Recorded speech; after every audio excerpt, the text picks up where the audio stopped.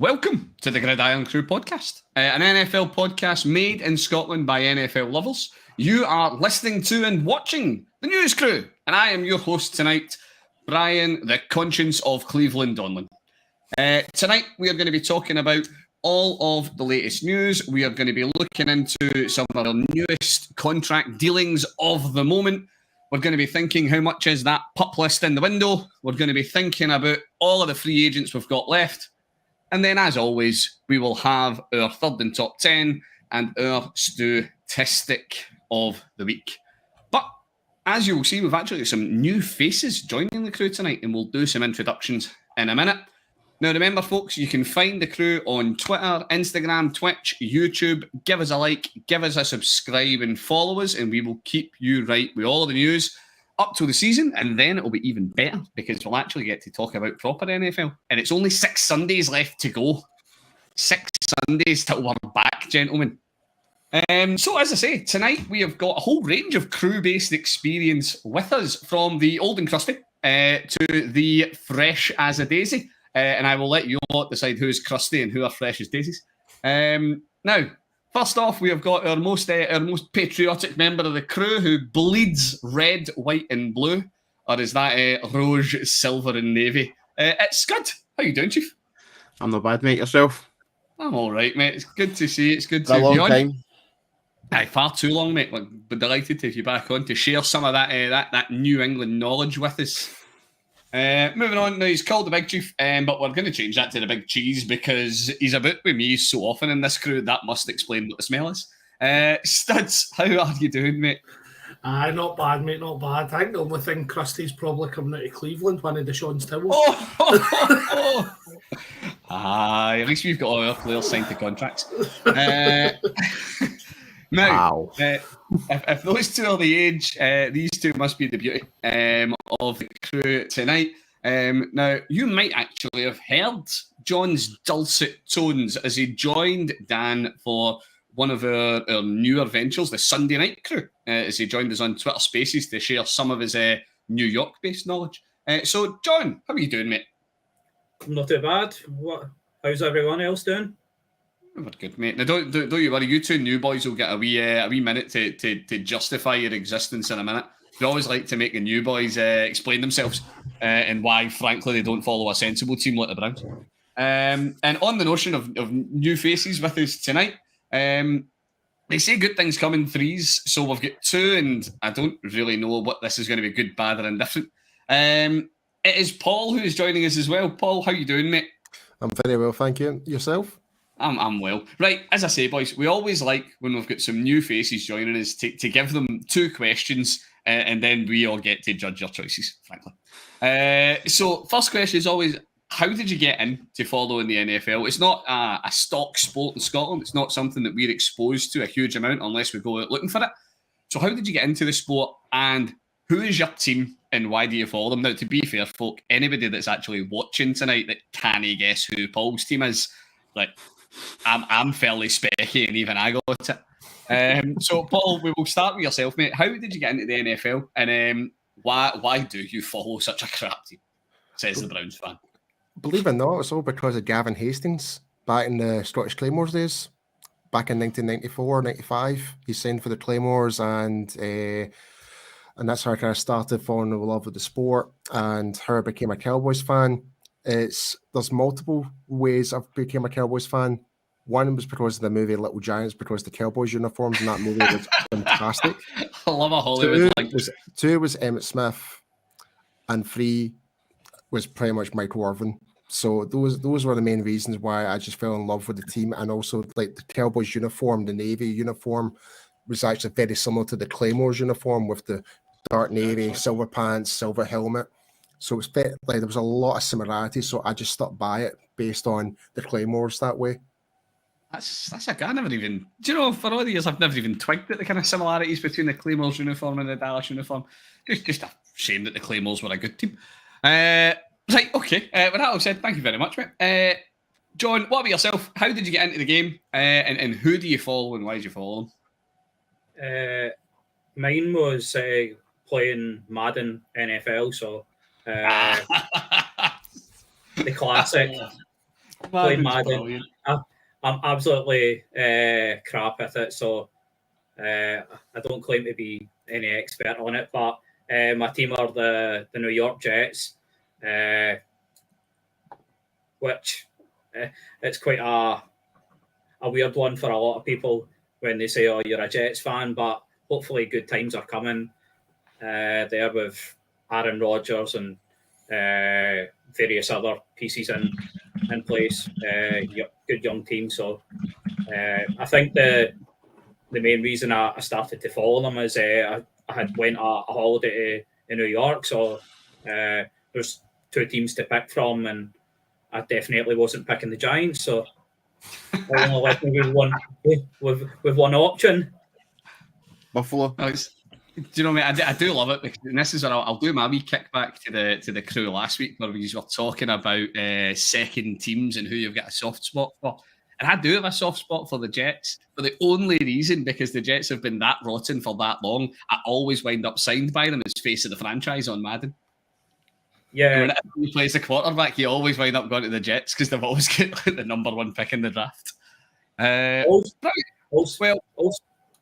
So like some of the players that were around when I started to follow them, and round about 2010, 2011 and stuff.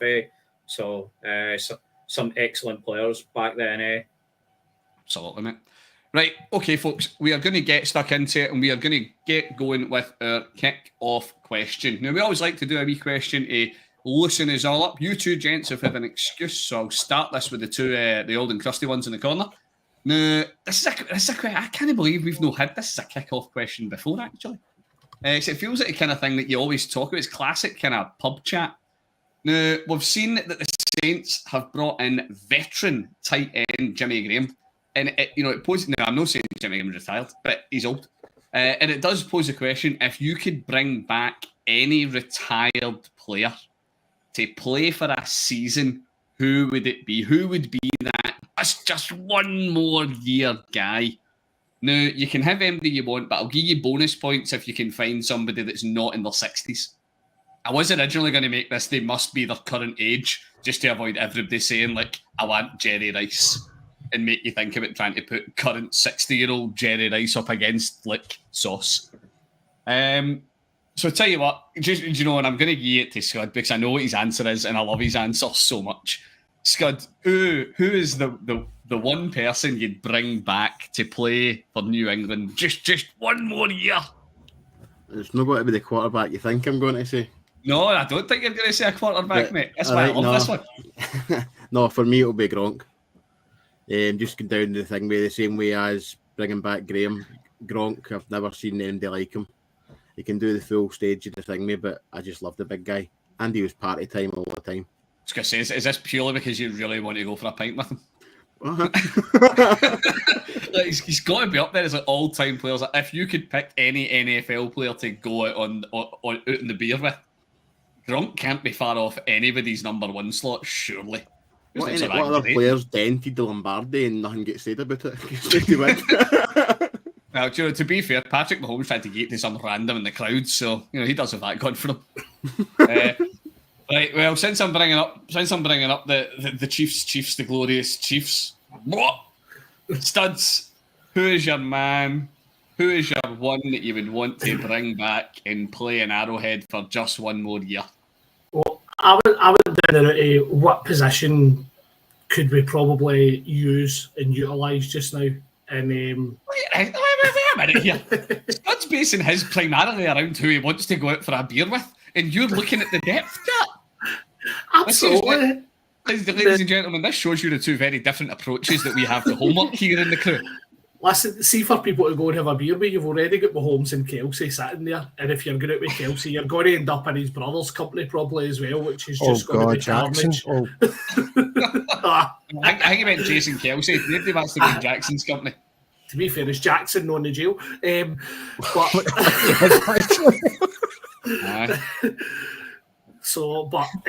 went down there, and I've actually put one of the jerseys on now. I don't know, number 25. I've recently retired. You've got Jamal Charles at running back. It's a good First- shout. First time I seen him, and the guy was frightening. And then, of course, you're talking about somebody that got 5 touchdowns against the Raiders. What's not to love? And the other one, I try to move. What's this, Andy, the other one? Just that I was stuck between two. So that yellow All right. jersey there, right now, you will love this name, the Nigerian Nightmare, Christian Oh, Okoye. yes. I was just about to say, it's like, I was going to say if you were going to say him or not, because I was going to recommend him. It's like, would that not be one of the guys you were thinking of? Aye, I mean, when you see him in these shoulder pads and with a nickname like Nigerian Nightmare as a running back, he only done one thing. He ploughed right through you. You did not want to stand in his way. So Back in the days, you get away with nicknames like that.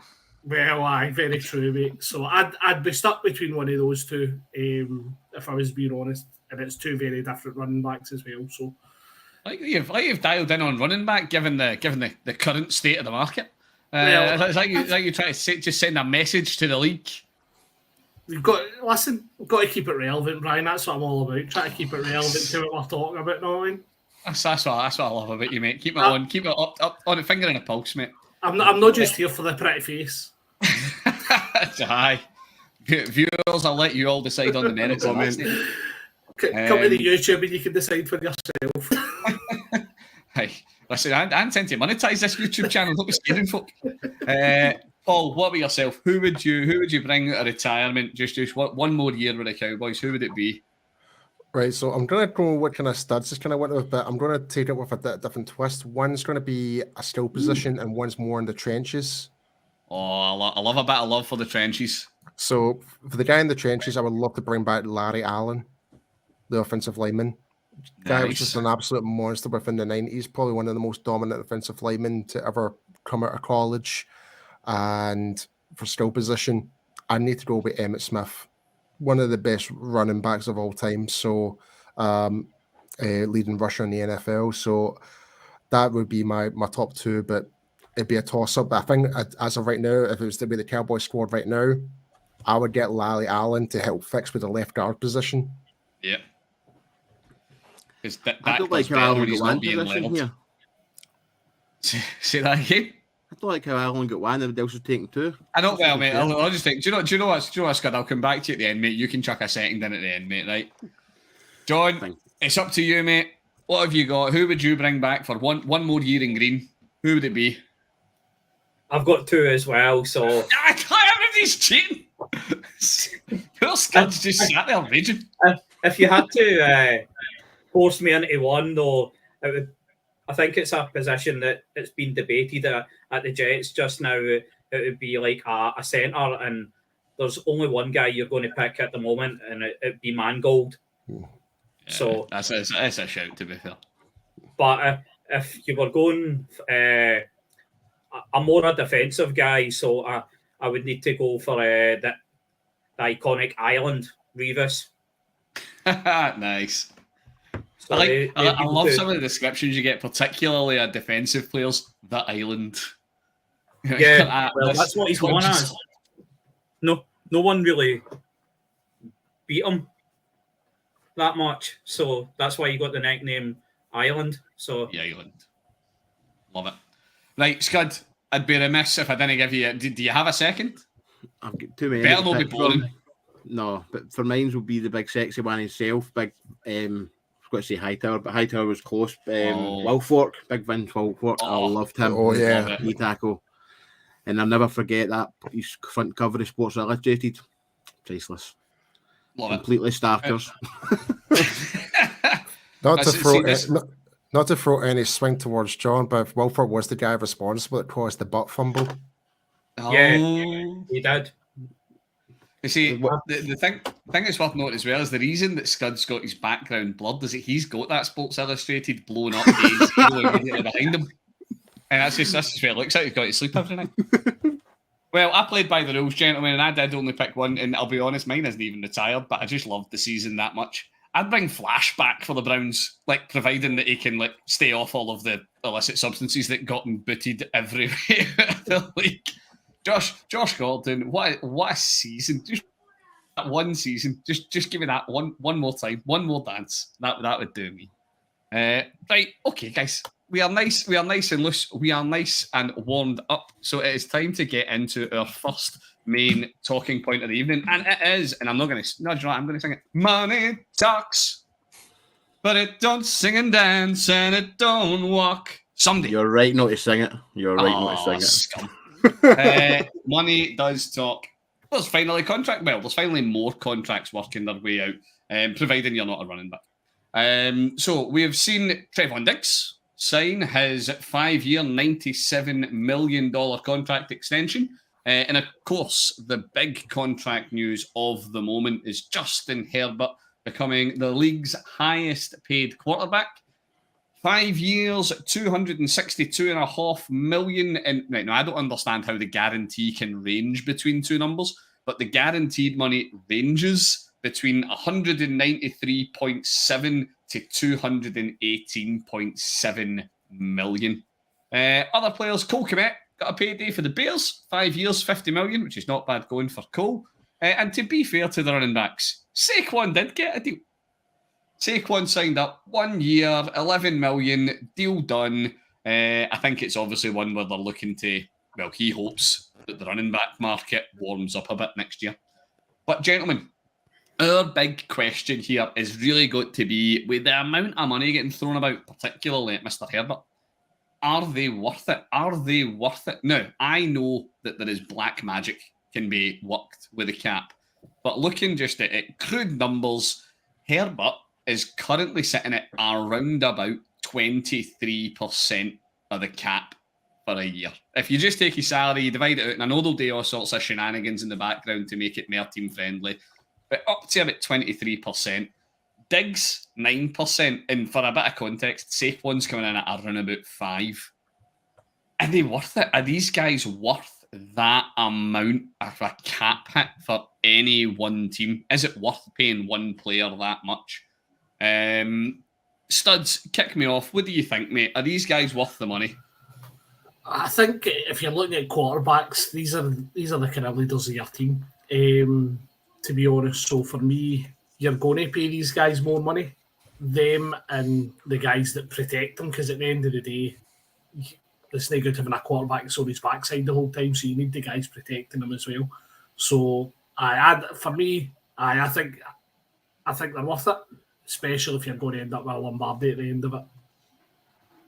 Do you think Herbert's going to get a Lombardi to the Chargers? Well, let's relax. He's not even won a playoff game yet, and I was already. I've got a random quarterback who has played his first 3 seasons, and I looked at some of the stats and compared them to Justin Herbert's as well.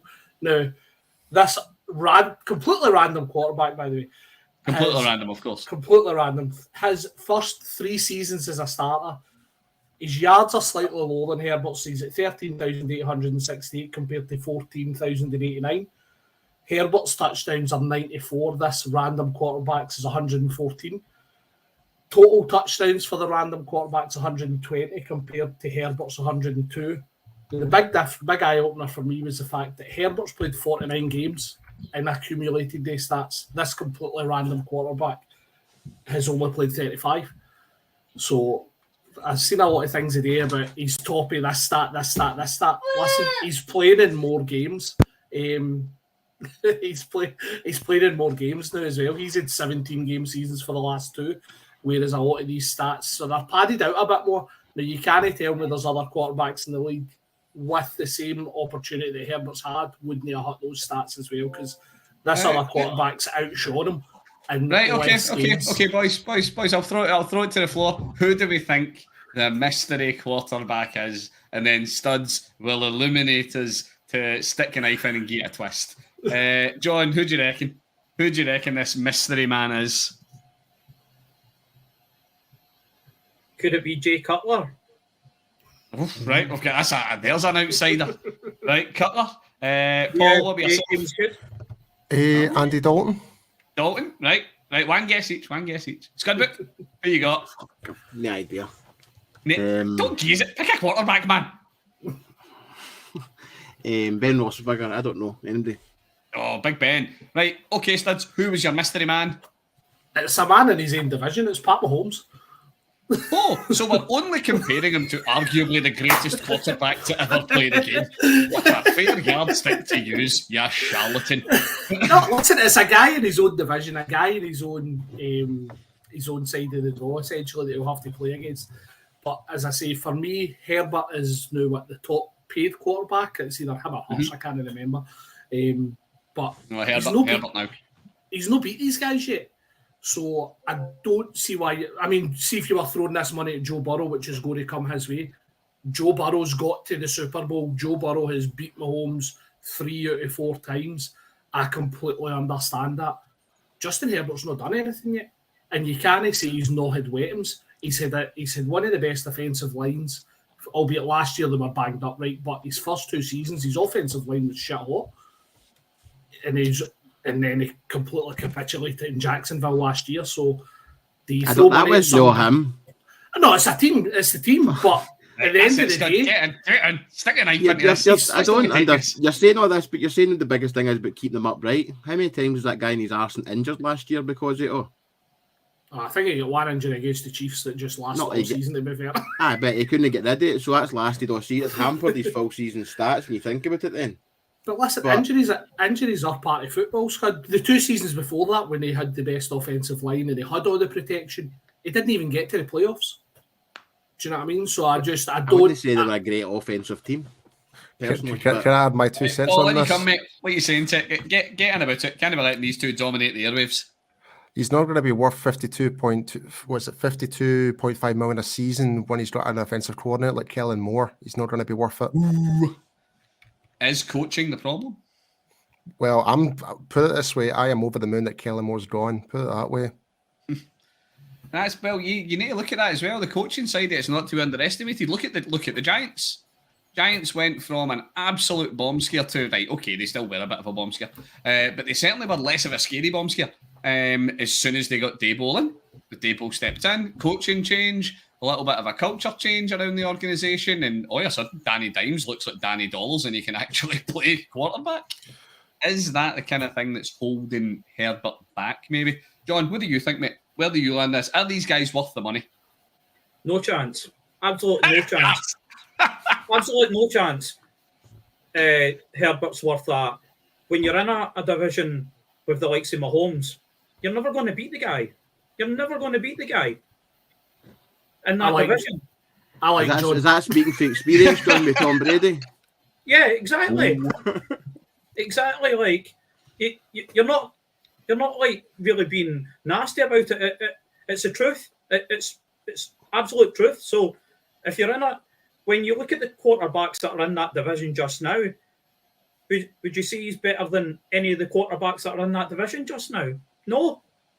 Where would you rank him in the division, right? So we think through the starters, right? So, do you know what? Studs, it's your division. Walk me through starters. How would you rank them? The Pats obviously at the top. Who are you putting number 2 division in the number 2 quarterback, in the division? If you're looking at last season in isolation, then I probably say you have Herbert second. But Wilson again has won a Super Bowl. Wilson has had that longevity where he has been a good quarterback. Maybe it was coaching, as you mentioned, last year was his issue. We'll see this year. So for me, it's probably a coin toss between Herbert and Wilson, and then you've got Brian Hoyer or Jimmy G or whoever the Raiders decide to start. So the Raiders don't count because the Raiders, frankly, are a tire fire. They are. But right, let's ignore just last year for Russ. Right, let's not, because that was for Russ it was probably the worst year in his career. I have no idea, but it'll be out that way. Look at, let's say, over the past 3 years. Herbert's been in the league for 3 years. Over that span, who would you rather have leading the line for your offense? Right, I'm going to kick this to everybody, right? This will close this wee segment. Herbert or Dangerous? Thinking just the last 3 years, who are you going to have in as your quarterback? John, pick. I think you've got to go with the proven winner, and that's Wilson. Prove it, right? You go Wilson. He's a proven winner. He's already got a ring, so you've got to go there. One vote, Russ. One vote, Russ. Paul, what about yourself? Who'd you pick? I'd probably go with Russell Wilson. Probably due to the fact that He's been under different offensive schemes, good and bad. He's been more in the NFL, more experience. Like John just kind of mentioned, he has been in the more clutch situations more than Herbert has. So yeah, that's kind of pretty much the main base of the decision. Don't get me wrong, Herbert is talented in that, but I'd rather take someone that is going to steady the ship rather than might flunk at the last second. I know I said I wouldn't base it on last season, but I just enjoy the notion of after last season, Russell steadying any ships. Right, Scud, who would you pick? Herbert or Russ? Herbert for me. I would want to go with a Herbert, younger guy, bigger arm. Studs, are you going to make a tie, or are you going to side it to Russ? I right now I'd probably be inclined to go Wilson, but just to I'll throw it back to you then rather than the whole group, Brian. Right? Go for it. In the AFC alone, would you have Herbert in the top 5 QBs?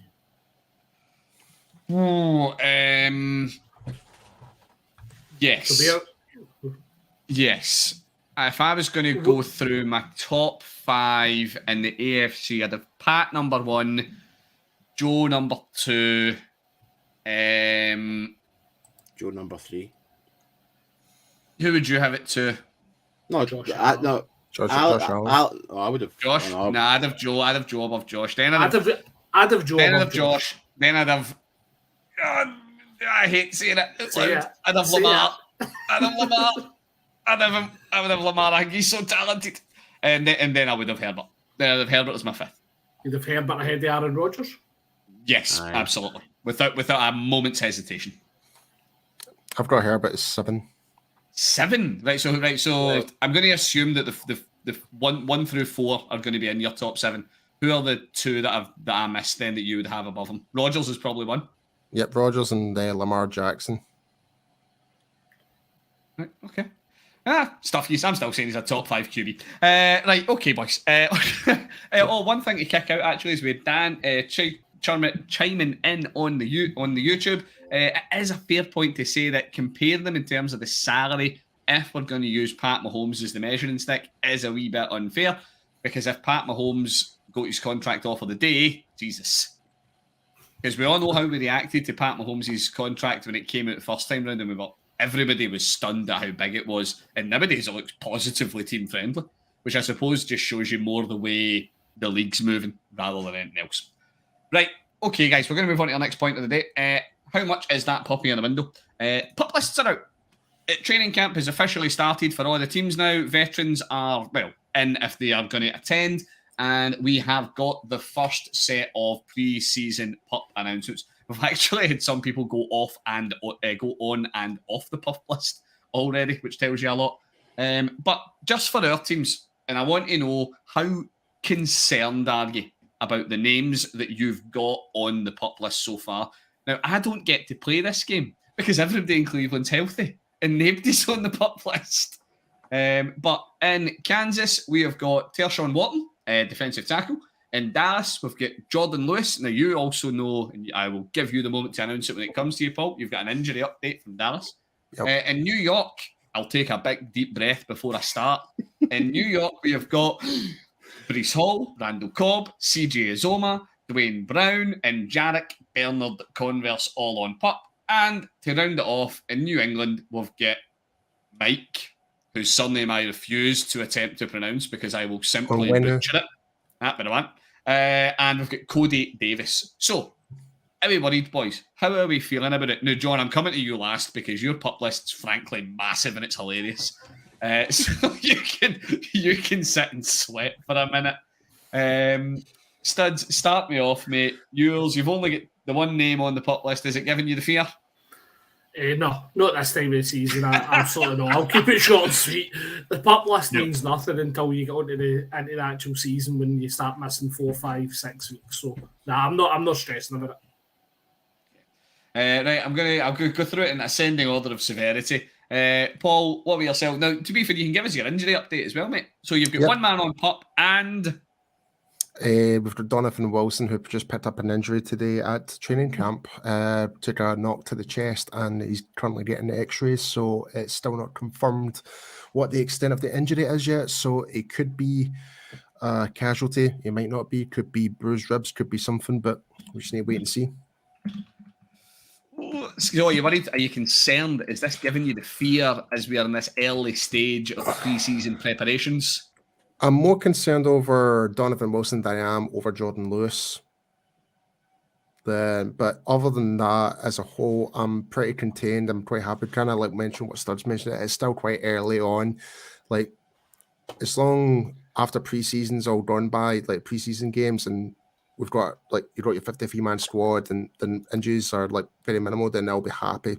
Like up to this, like from now to week 1, it just really depends, really. Right, it's good. We're up in the ante here because you've got 2 names on the pup list. 2. Yeah. I'm not over concerned on the pup list now, to be honest with you. But see the fact if those players were missing at the beginning of the season, I would be concerned.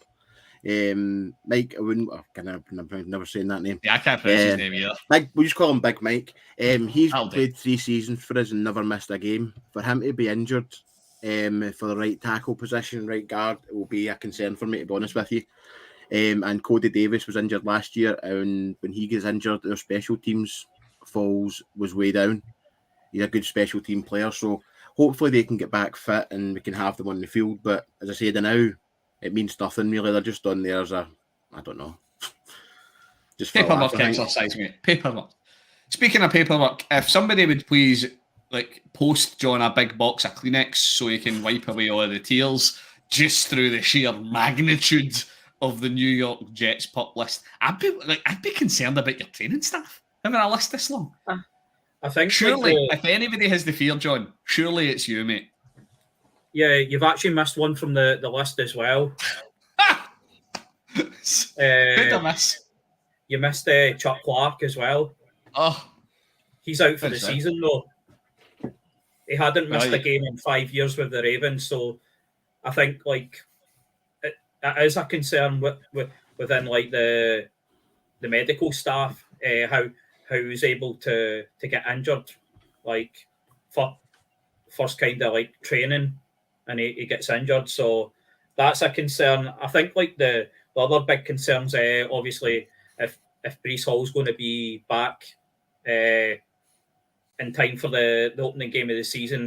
It was a big focus our offense. I think yourself, Brian, seen him last year. Incredible player. When he's on the field, an incredible athlete. Really good. But, I think like the other one I'd be a bit concerned about is Dwayne Brown. Like it's always been a problem for us the last few years as our line and keeping people healthy is a big thing. Well, now you've got a quarterback that can actually throw, so it would help to keep him stood upright. Yeah. So the one that I'm not too concerned about at the moment is CJ Uzama. We've got quite a bit of depth there at the moment. We've got the likes of guy from the Bengals. I'm trying to it was for the Vikings. Conklin, in fact. I'm trying to remember your tight end room. Conklin is the one in your tight end room that I really, really like. And how can we possibly not mention everyone's favourite rookie? And I'm going to be very careful with my pronunciation in case the children are listening. Zach Kuntz. Yeah. So far on training camp, he's supposedly been really positive on the field, but nice. Me personally, at training camp, you can't take too much out of it and stuff, and our players have only been 2 days in pads as well, so a lot of pre-season to go. Right, okay. Yeah. We are going to shift it on, folks. We are going to look at our next big talking point of the evening. We're actually the time is blasting here. Now, we all these players on pup, and there's others that we didn't mention. Some of the big tickets. You've got J.K. Dobbins, Rashad Bateman for the Ravens, Von Miller is on pup. Jonathan Taylor is sitting in the pup. Although I'm not convinced he's on pup. I think he might just be upset. And then like the 55,000 slot receivers that the New York Giants seem to have They've got a couple on pup as well, but they have more slot receivers than most teams have players. So with that said, there's a lot of free agents still on the market, and we've got some pretty big names still floating about there. Now, I'm not going to rattle through all of them because there is loads. But we had a look through some of the kind of the big top 20 who are still sitting out there. They are big names. They don't have a team. You're talking players like Dalvin Cook, Jadeveon Clowney, Ngakwe, Zeke, Fournette still kicking about. And how can I forget Kenny Golladay still doesn't have a team? Everyone's favourite fantasy asset. And that's, not even getting into, players like Julio Jones, who, of course, there's question marks whether he's going to play another season or if he'll just retire gracefully. Carson Wentz, etc., etc. There are loads. So, gentlemen, I am going to ask you all 2 questions. Number 1, who is the one free agent you want on your team?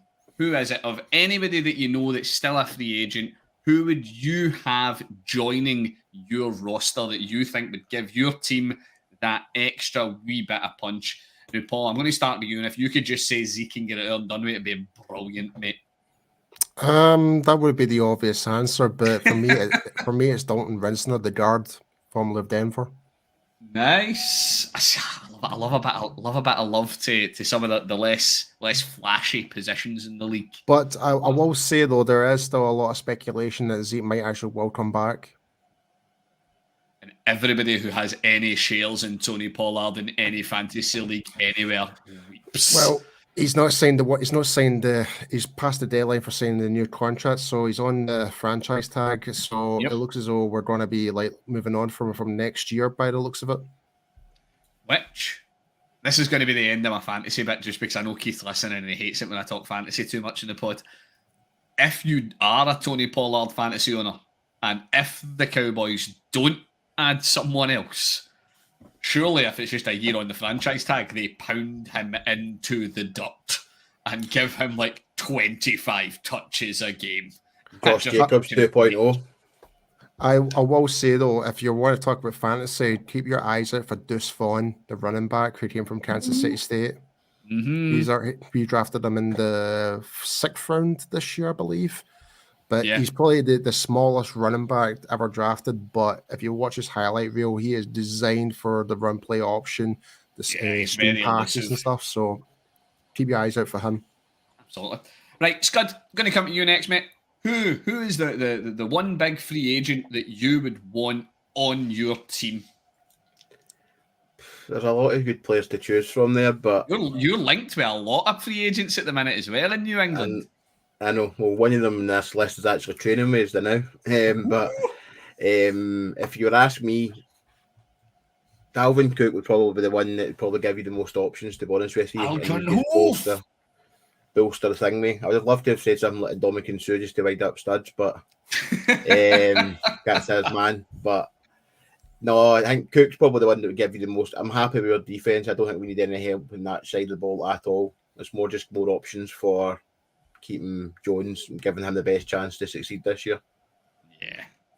I think it's one of the ones Bill hates having a bell cow back. When's it? Right, Joe, you can tell us. Can you remember the Patriots ever under Bill Belichick running a proper bell cow running back? No, the closest I can remember in my time is probably got to be LeGarrette Blount. He was one that was used a lot, but you still had a catching the one that Shane Vereen and all that catch with the sort of passing down. He was just more just get your nose down and run. Yeah, so it does looks like if we follow the history and we look at what Bill likes, it's more than likely that the Patriots will be bringing somebody else into that room. Questions? But I think Strong is tipped to be that guy. If we don't, they'll run with Stevenson and then go with Strong in behind him. To be honest with you, he's been getting a lot of praise. The last couple of years, he's been held back because it's been a busy room. But I think he's got a chance he could be the number 2 if we don't bring anybody else in. Right, John, what about yourself, mate? Who would you have? Who's the one free agent that you want to join the Jets? And in the name of just everything, anybody you say cannot have at any point in their career played with Aaron Rodgers already, because he has done that and he has brought everybody he likes to New York with him. Mine is actually one that we had actually last year, and I really liked him. He's not like the glamour name that you'd expect, but as K1 Alexander, I think it's like a position that we were kind of in need of at the moment. We've obviously got Mosley, who's in the last year of his deal, so you've got to be thinking of the future that way. Good. I like that. We one that's well thought out. Right, I'm going to chuck mine in just because I'm following on from a very similar theme, and you've kind of stolen my thunder a wee bit. I would just bring Kareem Hunt back. I would just have him back in the Browns. That is your 1-2 punch at running back with Chubb and Hunt has just been so effective for years. You add that into he who shall not be named, hopefully giving our passing attack a bit more teeth to it, meaning teams can just stack your box against us. You put both of them there, and it could be absolutely frightening as just a rushing attack. So I would have him. I would have him back in a heartbeat. He was a great compliment, but I just don't think he's open to the kind of deal that we'd be willing to give him. Right, studs. To round this segment off before we move into the news of the moment, who is the free agent that you would like to see join your boys in Kansas? Well, Scuds can already alluded to mine because I've made no secret of the fact that I have utter man love for Ndamukong Suh. But putting him on that D line with Chris Jones, along with Karlaftis coming in at edge for his second season, and I'm just going to call him Felix because I can't pronounce his next two names. Is the other edge rusher we got in the draft for Kansas as well. But putting Sue in there with the likes of Chris Jones, I think would just be frightening. So well, do you know what? This wasn't actually on the list. I was going to write you away with it, but you've brought him up. Are you be certain that Chris Jones is going to be on that line next year? Aye.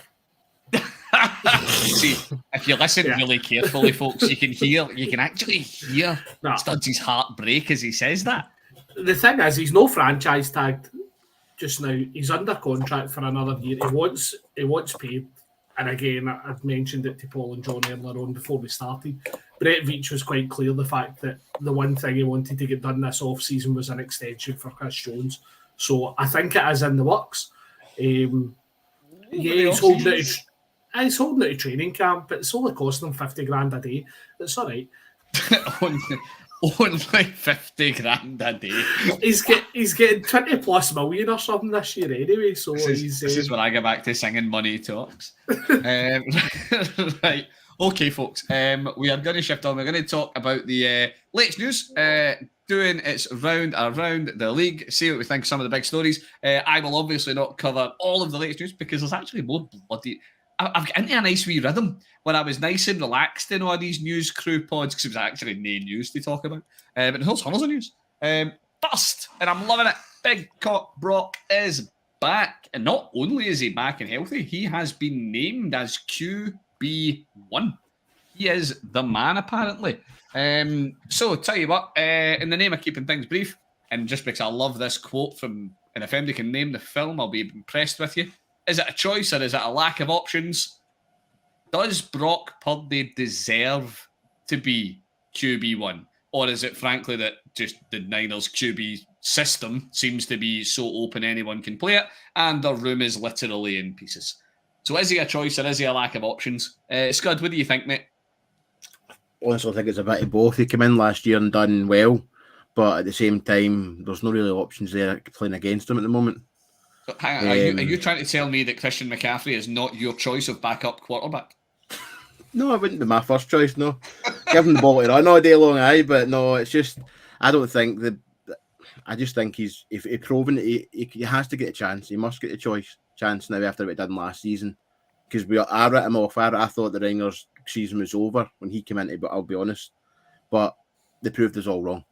He proved us all Brilliant, wrong. no elbows left. He did well. Paul, what about yourself, proves- mate? Do you reckon he's a choice, or is he just what they have left? Well, he certainly proved me wrong. I felt the full force of that, that's for sure, in the playoffs. So, but yeah, no, I think it's fit. For me, I think it is truly deserved. The fact that you've put out, like, he was drafted as Mr. Irrelevant, 256th, Yep. and he put out like a first round draft pick to his backup now. So, but yeah, like, from what he's doing, he really simplified the playbook, really kept it nice and simple, kept the ball flowing with McCaffrey and with the wide receivers and that. So, but yeah, but again, it kind of goes back to what Strad was saying there. I think the lack of options as well. So I think they kind of had like no choice but to name him as QB1, but at the same time, he kind of deserved it. Right, from one QB1 to another, and I'm going to give this one to yourselves, John Studs. Frank Reich has confirmed that Bryce Young is QB1, and I'll be honest, I was surprised at this. I thought they would run with Dalton for a wee bit and let Bryce Young just kind of settle into the system. But the question for you two fine gentlemen, is there a better backup QB in the league than Andy Dalton? He spent his life as a starter, and he now finds himself as a backup. You're wrong in that one. He was a backup in Dallas as well. Ah, right. Okay, sorry. He was. You're quite correct. He was a backup in Dallas, but he has spent the majority of his career as a starter, and he now finds himself playing second fiddle to Bryce Young. Is there anything much better to have sitting behind you? John, what about yourself? What would you think? A bit surprised, but all the reports that were coming out early camps was that Bryce Young was miles ahead of Andy Dalton on all their training drills. But as I spoke about earlier, like, that's just training camp. It's once the real games start that can he prove that he deserves to be the starter. But I think you've got that luxury of obviously having Andy Dalton. If things aren't going right, you can bring him back into the fold. So, but me personally, like, seen it too many times as a Jets fan. Bringing like a rookie quarterback in just never works, like, initially. So I think it'd be better personally for him to sit behind Dalton and learn for a bit. Right, you heard it here first, folks. John is the Red Rifles' biggest fan, thinks he should be starting for any team he sets foot in, and actually wants him to come to New York ahead of Aaron Rodgers. Studs, what about yourself, mate? Sticking with Dalton's newfound status as QB2, if you were picking any QB2, so a current backup quarterback, to be sitting behind Pat Mahomes, who would you want? And no, you can't just have Chris Henne because anything is possible. You get Chad Henne. Chad Henne, sorry. Yeah. I was actually going to say that, to be fair, just to wind you up, but I know you will. Yeah, you've got the man that's sitting that eats W's, who's an interesting backup out in New Orleans, Jameis Winston. But I actually think, in our chat earlier on, I actually think you probably hit the nail on the head when you mentioned your former quarterback and Scud's former quarterback as well, and Jacoby Brissett in Washington. Apparently, he's the number 2 there. Yes. I would expect to see him starting pretty sharp in the season. We did Jacoby so dirty. He should have been allowed to see that season out. Yeah. But yeah, sadly, the Browns' choices in rostering do a lot of people dirty. Right, okay, moving on. Next bit of news. Hello, holdout time. It is that time of the year again where people start to get upset and they start to say, well, I'm not going to play and I'm going to take my ball and I'm going to go home. So we've got Nick Bosa, we've got Zach Martin are the two ones. Nick Bosa is obviously the big name, refusing to participate in training camp until they get paid. What do we reckon? We'll keep this one short and sweet, gentlemen. One word answers. Is this a problem for these teams, particularly with Bosa, or is it just posturing for the players? Is this all going to get ironed out nice and simple? John, kick me off, mate. What do you think? Is this a problem or is it just posturing? If you're a Cowboys fan, Zach Martin holding out, I think, is definitely a problem. He's a big focus of that that line. Ooh, we're So- giving Paul all sorts of. I'll come to you last, Paul, right? Studs, what were you saying? What do you think? Is this a problem of posturing, these holdouts?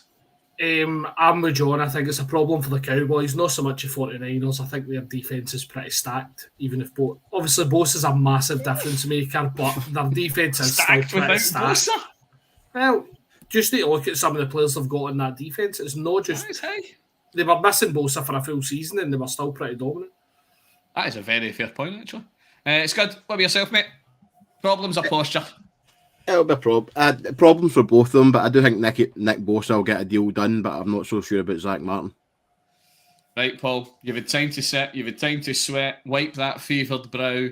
How worried are you? I'm not worried one single bit. Oh, listen to that confidence. No, Listen the reason I say that is like Zach Martin's currently paid as the third highest guard in the NFL right now. All he's asking is just to match that. It's only an extra couple of million a year with a new extension on top of that. He's 32 years old. He's a 9-time Pro Bowler. He deserves every single bit of money he deserves. He's already in the all-decade team in the 2010s. So I don't see it. And with them now kind of freeing up the cap space with the new Trevon Diggs deal, like kind of opens a little bit of freeway. I'm sure they'll get that done deal with Zach Martin because we do need him. Like if it doesn't sound then yeah, it is a major concern. When it comes to Nick Bosa though, if it's anything like his brother Joey, who was terrible at contract negotiation as a rookie, then I'd be very concerned. Okay. Right, okay, we're going to move on to our last bit of news. You're talking about finances. Cap? What cap? Aaron Rodgers and the Jets have worked the dark arts. I alluded to it earlier in the pod where players signed contracts with all these big numbers in them, and then magically Aaron Rodgers has a contract that a cap hit, of $1.165 million. But I am sure that Mr. Rodgers is going to be fine because he does have a compensation package. It's quite modest, waiting for him next year of a modest $107.5 million. So, do you know what this is? And I'm not going to get too into this because this is a whole thing for another pod another day. Is this the kind of thing? Do you know what? One phrase answers again. And John, I'll come to you last because it's your team. It's in the firing line at the minute. Should this be allowed? The cap is meant to be meaningful.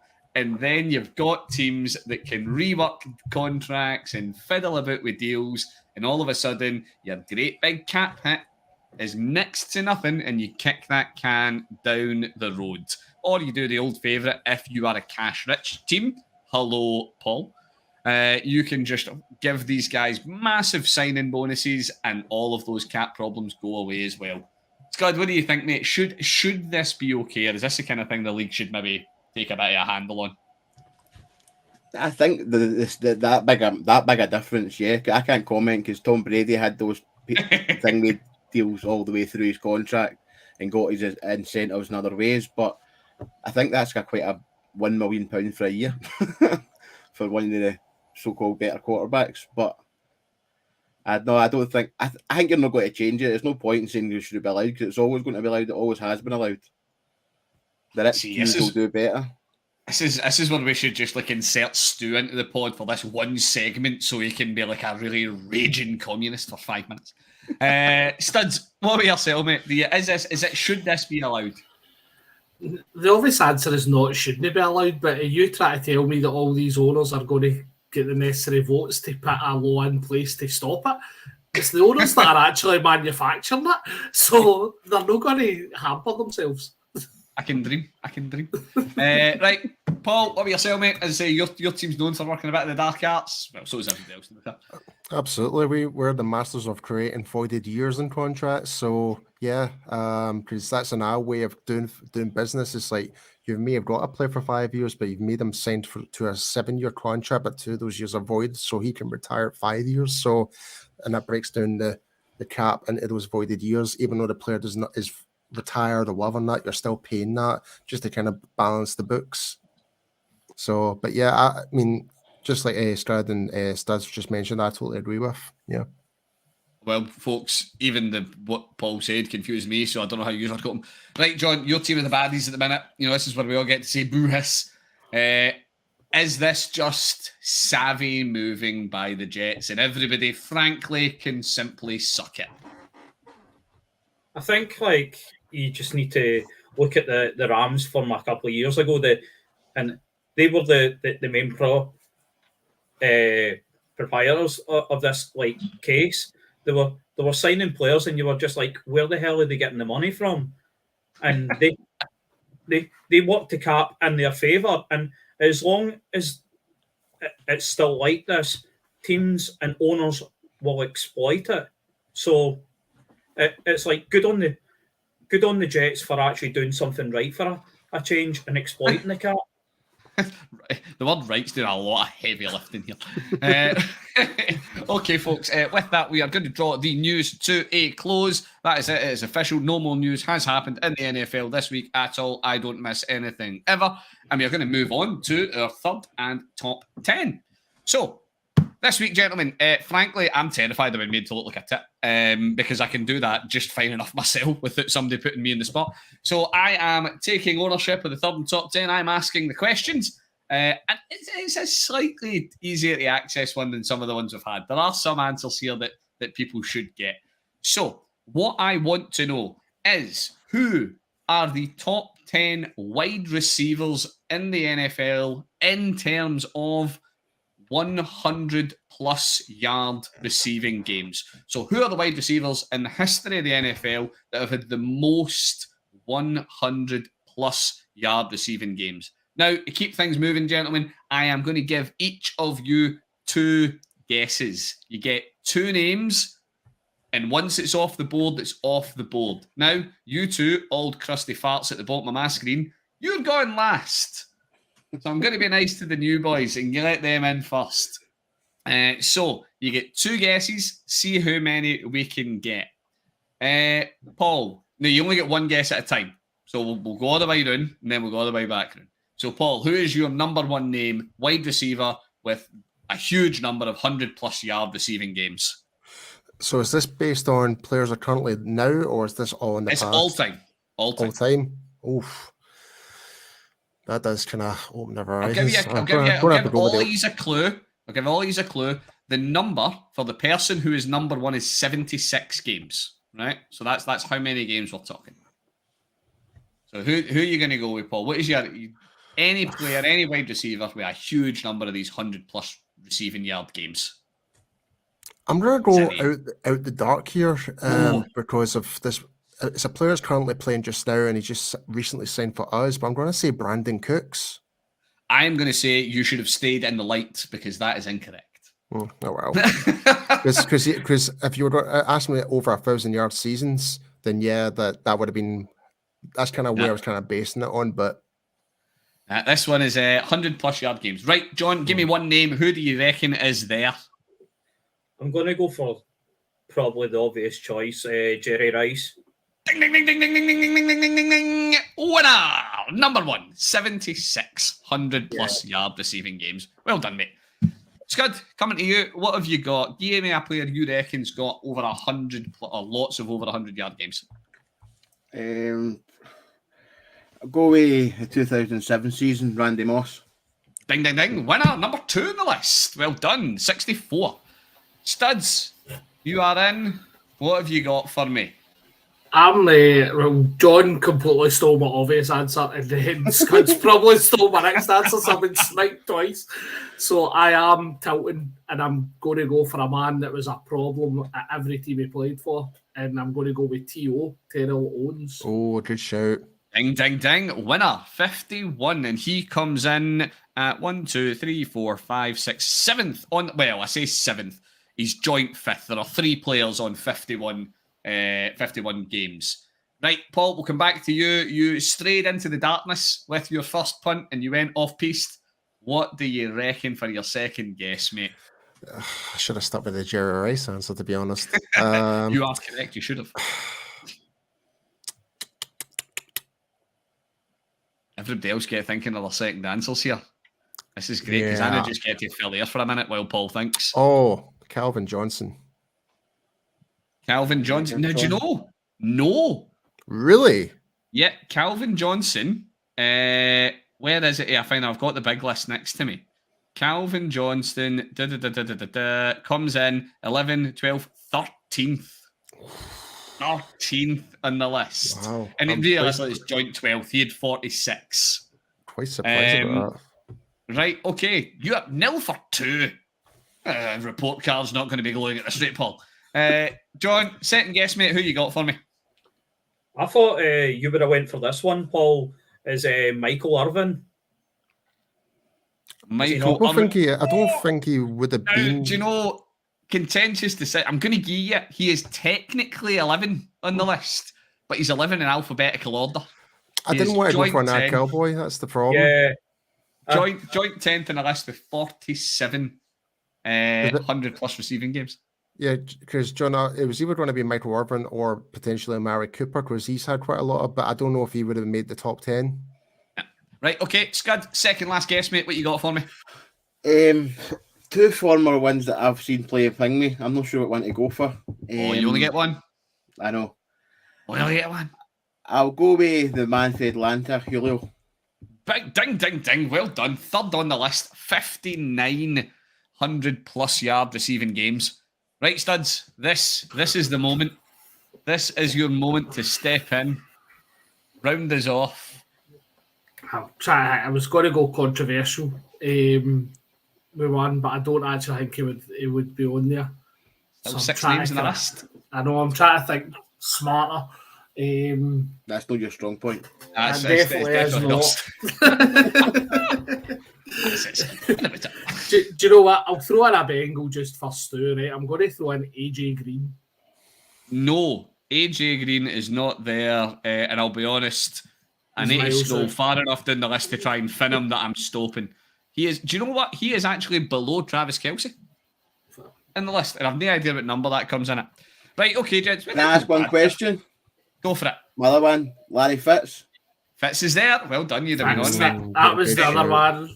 To round it all off, the top 10 are Jerry Rice, Randy Moss, Julio Jones, Marvin Harrison, Andre Jackson, Steve Smith Sr., Terrell Owens, Don Maynard, Larry Fitz, and then the joint 10 who shares it with Michael Irvin is Torrey Holt. So there you go. That is our third and top 10 for this week, folks. That was actually not a bad effort, gentlemen. Big Scud coming in there with the old sneaky bonus answer at the end as well. Right. We are getting towards the end. There is only one way to round this show off. We like to stick with it every single week. And I am going to be handing over to Studs this week for our statistic of the week. What have you got for me this week, Studs? Right now, I'm just hoping the internet holds up while I go through this one. So statistic of the week I found today was that the Detroit Lions have actually had 2 separate stretches of 30 years without a playoff win. So 1957 was the last they took home their third NFL championship in the decade behind their quarterback, Bobby Lane, who was subsequently traded to Pittsburgh. And he famously told them that they wouldn't win another championship for 50 years. Yes. It's actually been 65 years since that comment. And they've not really came close to that. So they first broke their streak of winning a playoff game in 1991 after 34 years.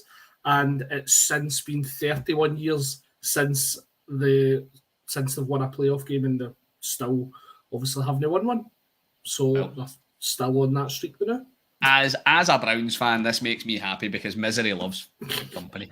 Thank you very much, Studs, for our statistic of the week.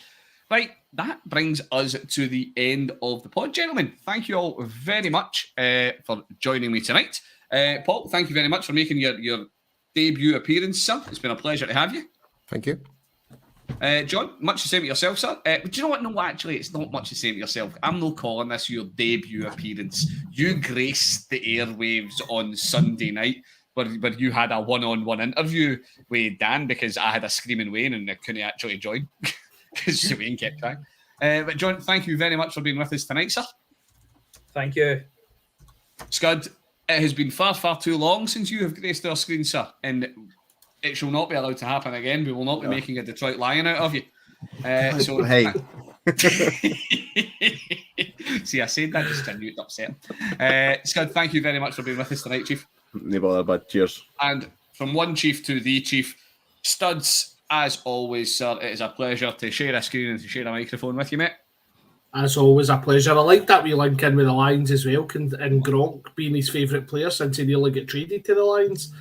That story is so funny, man. That's hilarious. I heard it today. Like, I think was it on NFL on Fox or something? That he was explaining the whole trade, and oh god, and he was pure laughing it off. We'll save Gronk and his stories for another day, gentlemen, because that unfortunately is time. So thank you guys. Thank you to everybody who is listening. Remember, we don't have that much long left in the off season. Training camp is here. Stuff is happening. We have got, if my watch is right, 6 Sundays left until we have got football back, folks.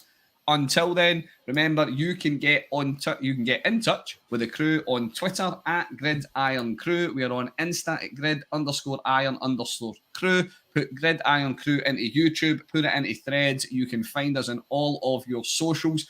Give us a like, give us a subscribe, chuck a comment at us. Have your say on the show, folks, and help grow this community. And until next week, I have been Brian. The crew will see you through till the season starts. Thank you very much, folks.